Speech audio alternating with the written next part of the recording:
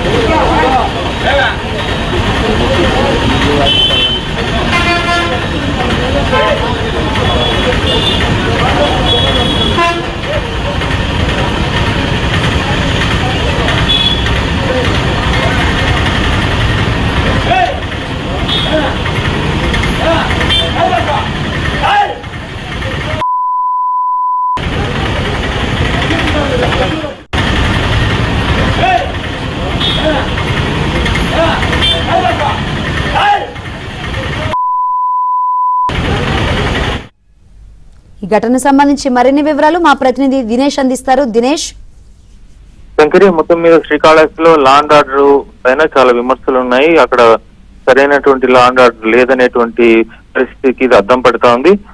Railway station ఎదురుకుండా ఈ సంఘటన జరిగింది. ఏకంగా హెడ్ కానిస్టేబుల్ ని కత్తితో బెదిరించినటువంటి పరిస్థితి. ఇప్పటికే తిరుపతి జిల్లాలో గంజాయి విపరీతంగా అక్కడ దొరుకుతా ఉంది. అక్కడ ఉండేటువంటి పిల్లలు కావచ్చు, వాళ్ళందరూ వినియోగం కూడా చాలా తీవ్రంగా ఉంది. అక్కడ ఉండేటువంటి పోలీసులు కూడా ఈ గంజాయి తీసుకునే వాళ్ళతో చాలా ఇబ్బందులు పడుతున్నారు.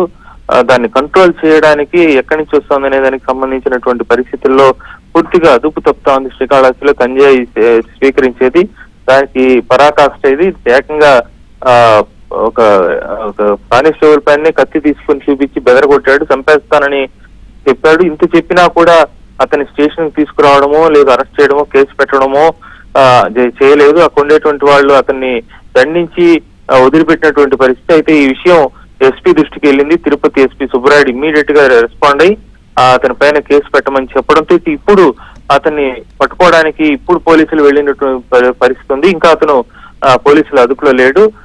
దీనికి పూర్తిగా మనం చూస్తే శ్రీకాళహస్తిలో ఎలా ఉంది పరిస్థితిని అర్థం చేసుకోవచ్చు. ఇప్పటికైనా అక్కడ సరైనటువంటి అధికారులు నియమించి అక్కడ టోటల్ గా లా అండ్ ఆర్డర్ కంట్రోల్ తీసుకురాకపోతే ఇలాంటి దారుణమైన సంఘటనలు ఎక్కువ జరిగే పరిస్థితి. అలాంటి చంద్రబాబు పాలన అంటేనే లా అండ్ ఆర్డర్ కంట్రోల్లో ఉంటుందనేటువంటి పేరుంది. అలాంటిది ఈ ప్రభుత్వంలో ఇలాంటి పోకళ్ళు శ్రీకాళహస్తిలో ఉండడం అనేది అందరినీ కూడా కాళహస్తిలో ఉండే వాళ్ళని కూడా ఆలోచింపజేస్తా ఉంది. ఇమీడియట్ గా దీనిపైన రెస్పాండ్ అవ్వాలనేటువంటి విజ్ఞప్తులు ఉన్నాయి. ఎస్పీ అయితే మాత్రం ఇమీడియట్ గా రెస్పాండ్ అవ్వడం పైన అందరూ కూడా అప్రిషియేట్ చేస్తున్నారు. మొత్తంగా ఈ సంస్కృతి కత్తి తీసుకోవడం, గంజాయి సేవనం ఈ రెండు ఎక్కువగా అవుతున్న నేపథ్యంలో కఠిన చర్యలు డిమాండ్ చేస్తున్నారు. శంకరి, రైట్ దినేష్.